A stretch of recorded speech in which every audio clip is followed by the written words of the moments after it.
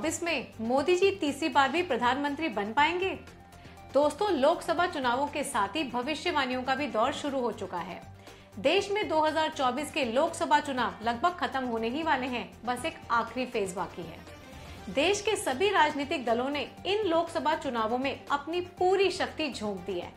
Opposition की लगभग सभी पार्टियों ने इन 2024 के चुनावों में कोई कसर नहीं छोड़ी और भाजपा को हराने के लिए सभी हथकंडे अपनाए हैं। इंडिया गठबंधन बनाकर भाजपा को किसी भी हालत में सत्ता से बाहर करने का सपना देखा जा रहा है। ज्योतिष अनुसार इस समय का ग्रह गोचर 2024 के लिए बहुत सारी परेशानियां दिखाता है। राजनीति में बड़ी उथल पुथल तो मचेगी, लेकिन सत्ता परिवर्तन का फिलहाल कोई योग नहीं है और प्रधानमंत्री नरेंद्र मोदी जी तीसरी बार भी सरकार बनाते हुए हैट्रिक लगा सकते हैं।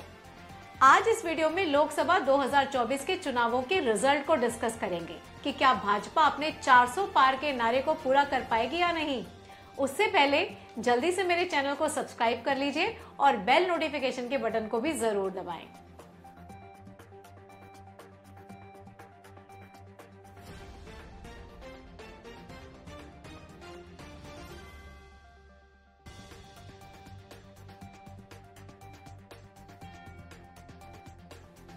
जय श्री महाकाल दोस्तों, मैं मोनिका कोचर आचार्य। आइए आज बात करते हैं लोकसभा चुनावों के रिजल्ट की। इस बार कौन सी पार्टी अपनी सरकार बनाने में कामयाब होगी? चुनावी रिजल्ट के लिए पार्टियों के ग्रह, नक्षत्र और सितारे क्या कहते हैं, आइए इसी बात पे चर्चा करते हैं। पहले बात करते हैं इंडिया गठबंधन की। कांग्रेस की लीडरशिप में 28 राजनीतिक दलों से बना इंडिया गठबंधन, जिसकी कुंडली वृश्चिक लग्न की है। इस समय शनि में शुक्र की दशा चल रही है। शुक्र जो कि 12वें भाव यानी नुकसान भाव का स्वामी है और छठे भाव के स्वामी मंगल के साथ, जो कि लड़ाई झगड़े का भाव है, उसके साथ युति कर रहा है। वृश्चिक लग्न के लिए शनि की दशा अशुभ मानी जाती है और इस समय गोचर के शनि भी कुंभ राशि में महादशानाथ शनि के ऊपर ही गोचर कर रहे हैं, जो कि गठबंधन के लिए बिल्कुल भी फेवरेबल नहीं है। ये उनके बीच बढ़ने वाले विवादों को दिखाता है, यानी इंडिया गठबंधन में जितनी भी पार्टियां हैं वो किसी न किसी विवाद में उलझी रहेंगी। इसका सीधा मतलब है कि इंडिया गठबंधन लाख कोशिशों के बावजूद भी बीजेपी को हराने में सफल नहीं हो पाएगा। इंडिया गठबंधन के बाद अब कांग्रेस की परफॉर्मेंस की बात भी कर लेते हैं। कांग्रेस की कुंडली मीन लग्न की है और इस समय बृहस्पति में राहु की अंतर्दशा चल रही है और शुक्र ग्रह की प्रत्यंतर दशा, यानी चुनावों के समय कांग्रेस पार्टी पर शुक्र की प्रत्यंतर दशा होगी, जिसमें कोई बड़ी सफलता मिलती हुई नहीं दिख रही। हालांकि राहु केंद्र में चंद्रमा के साथ राजयोग में स्थित है, लेकिन फिर भी प्रत्यंतर दशानाथ शुक्र, जो कि 8वें भाव का स्वामी है, अशुभ है, अस्त है। तो अष्टम भाव फेलियर्स और सेटबैक को दिखाता है, जिसका सीधा मतलब है कि कांग्रेस को लोकसभा चुनावों में फिर से हार का सामना करना पड़ेगा। लेकिन अंतर्दशा शुभ ग्रह की होने की वजह से इस बार कांग्रेस पार्टी की छवि सुधरेगी और वोट परसेंटेज भी बढ़ेगा। लेकिन सरकार बनाने का सपना अभी बहुत दूर है कांग्रेस पार्टी के लिए। कांग्रेस की कुंडली के साथ साथ ही राहुल गांधी की कुंडली को भी डिस्कस करना बहुत जरूरी है। राहुल गांधी की कुंडली तुला लग्न और धनु राशि की है। 21 मई 2024 तक राहुल गांधी पर राहु महादशा में बृहस्पति की अंतर्दशा चलेगी, यानी चुनावों के ठीक बीच में ही राहुल गांधी की दशा बदल रही है और अगली दशा है राहु में शनि की। राहुल गांधी की कुंडली में शनि नीच के हैं, लेकिन उनकी कुंडली में योग कारक ग्रह हैं।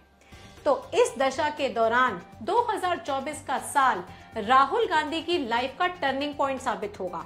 भारतीय राजनीति में वो खुद को दोबारा से एस्टेब्लिश कर पाएंगे और राहुल गांधी में एक नया जोश दिखेगा, एक जुनून दिखेगा, उनकी पॉपुलैरिटी बढ़ेगी और 2024 के चुनावों में बहुत सारे राज्यों में कांग्रेस की स्थिति सुधरेगी, वोट परसेंटेज भी बढ़ेगा।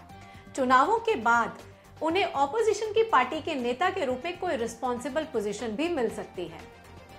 कांग्रेस और राहुल गांधी की कुंडली के बाद अब बारी है बीजेपी की कुंडली को डिस्कस करने की। बीजेपी ने इस बार 400 पार का नारा दिया है, वो फलीभूत होगा या नहीं ये जान लेते हैं। बीजेपी की कुंडली मिथुन लग्न की है और वृश्चिक राशि की। बीजेपी के चार्ट में ज्यादातर ग्रह उपचय भावों यानी 3, 6, 10 और 11 भावों में स्थित हैं, जो उनकी सबसे बड़ी ताकत बन रहे हैं। और सूर्य का भी 10वें घर में होना एक राजयोग है, एक मजबूत योग बना रहा है। चंद्र कुंडली से देखें तो सारे ग्रह केंद्रों में आ जाते हैं। चुनावों के समय नीच के चंद्रमा में बुध की अंतर्दशा चल रही है। चंद्रमा नीच भंग होकर राजयोग भी बना रहा है, तो ये दशा बीजेपी के लिए सत्ता वापसी करवा सकती है, लेकिन कई हथकंडे अपनाने के बाद ही बीजेपी को ये जीत हासिल होगी। इस बार 400 पार सीटें तो नहीं मिल पाएंगी बीजेपी को, लेकिन एनडीए के साथ मिलकर बीजेपी की वापसी जरूर होगी। बीजेपी और एनडीए मिलकर 320 से 350 के बीच में सीटें लेने में कामयाब होंगे। अब बात कर लेते हैं प्रधानमंत्री नरेंद्र मोदी की कुंडली की। मोदी जी की कुंडली वृश्चिक लग्न और वृश्चिक राशि की है। भाग्य का स्वामी चंद्रमा लग्नेश मंगल के साथ उत्तम राजयोग तो बना ही रहा है। अभी मोदी जी की कुंडली में मंगल की दशा में शनि की अंतर्दशा है, जो कि 6 जून 2024 तक है और 4 जून को ही चुनावों का रिजल्ट डिक्लेयर होना है। अंतर्दशा स्वामी शनि और पंचमेश बृहस्पति एक दूसरे के साथ दृष्टि संबंध बना रहे हैं, जो उन्हें तीसरी बार भी इस बार प्रधानमंत्री बना सकता है। लेकिन मंगल में शनि की दशा उनकी कुंडली में बहुत ज्यादा शुभ नहीं है, इसलिए उन्हें उतनी सीटें नहीं मिल पाएंगी जितनी जीतने का दावा बीजेपी कर रही है। यानी एनडीए के साथ मिलकर बीजेपी फिर से केंद्र में एक बार सरकार बनाने में तो कामयाब होगी और बीजेपी और एनडीए मिलकर 320 से 350 के बीच में सीटें भी हासिल कर लेंगे।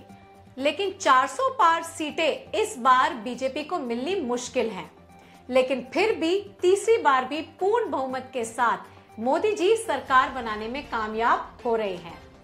आपकी राय इस बारे में क्या है? आपके हिसाब से बीजेपी और एनडीए को कितनी सीटें मिल सकती हैं? मुझे अपने विचार कमेंट करके जरूर बताएं और अगर वीडियो अच्छा लगा तो लाइक, शेयर और सब्सक्राइब कमेंट जरूर करें। मिलती हूँ अगले वीडियो में कुछ ज्योतिष, धर्म और अध्यात्म की जानकारी के साथ। तब तक आपका भाग्योदय आकाश छुए। हर हर महादेव। मैं मोनिका कोचर आचार्य।